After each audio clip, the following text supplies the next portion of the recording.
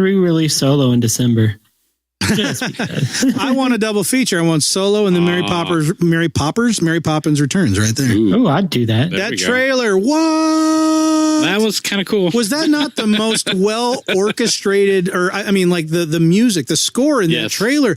I felt like I was a child. That score was. I mean, that score was recorded specifically for that trailer because it's one continuous thing. Right. And by the end of it, like I'm getting goosebumps just thinking about it. By the end of it, I was like, literally, oh, it's like.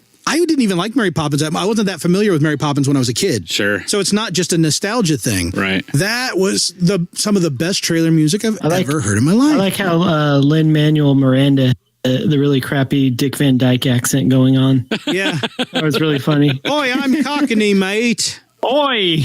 I'm totally British, brah. Look at me. Brah. I did really dig. Is Emily Blunt, right? Yeah, man. Her accent. She's got that back of the voice thing going. And I really, the back of the throat voice she's going. British too, so. I know, but that's not her accent by any stretch. Right. It's not exactly an impression of Julie Andrews either, but it's a mix up of enough for this character, what this character might sound like.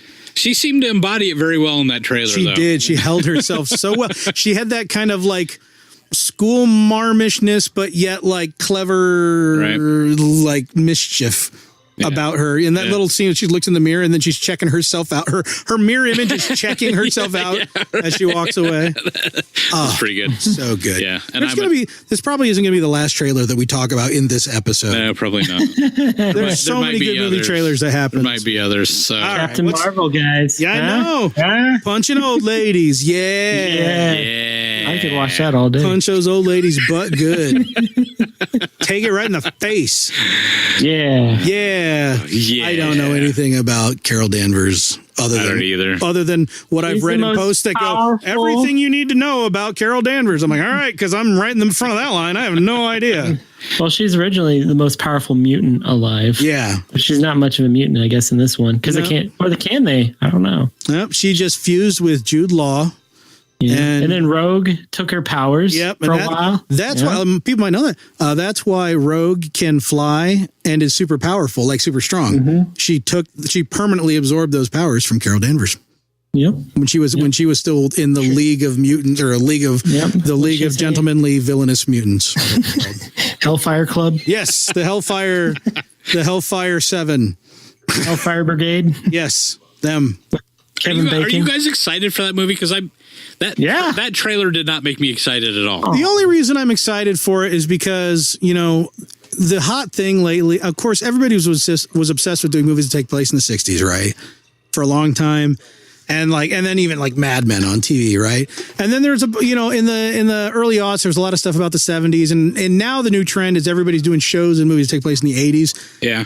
The fact that this takes place in the 90s, which is when I was a little more pop conscious. Oh, it is 90s? I thought it was 80s. I think it's early 90s, I believe. I believe it's the 80s. Wonder Woman's 80s. I heard it was going to be 80s as well, and since the trailer came out... They have pagers, so it's got to be the 90s. There's pagers. That Blockbuster didn't exactly look new. The one that she crashed through the ceiling of. That's true. So I think it is actually the 90s. Here's my take on that, just real quick. When I saw Infinity War, I know nothing about Captain Marvel. So when I saw Infinity War and they sent out the signal at the end and whatnot, the post-credit scene, I was like, oh, that's pretty cool, know. Oh, man, they're setting up, the most powerful, blah, blah, blah. But this trailer, then when I saw it, it just... I don't know. It just seemed really vanilla to me. It's an origin story, which we've been spared a lot of origin stories recently. Sure. And now we're getting another origin story because it's even beyond that, though. The actor Brie Larson, that's her name, right? Yeah. She's a good actress, but I have no idea what she is. For this type of role. At least in this trailer, I'm not saying it's going to be a bad movie, and I'm not saying I'm not going to see it or whatever. Sexist. It's true. What I am saying is she doesn't seem to embody the role. Well, I don't know how much of this is going to take place because, she doesn't remember being an Earthling. She doesn't remember Earth, I guess, is the whole thing. Is like she's from Earth, but then she goes off and does a thing with the Kree or whatever. And when she comes back, she knows that all this is familiar, but she's confused. Sure. And so I think she's going to be playing a pretty dour character for the majority of the film. I think my problem is I'm comparing it to Wonder Woman. Yeah, don't. And like the first time I saw the Wonder Woman trailer, I started getting the like, whoa, oh, yeah, oh. Yeah. And I'm not getting that with this. And maybe it's just because I'm not familiar with the character. That could be it. Punch that old lady. That's pretty badass, Mike. Yeah. Punch an old lady, dude. Nobody can shut up about her punching an old lady. It just shows that Ms. Marvel don't give a shit. Apparently not. She's like, I'll punch an old lady right now. That's my seat. Mm-hmm. Get out my seat. Get my seat, lady. Get out my chair. Punch. Oh, get out of my chair. She flips her off a few times and then punches her in the face.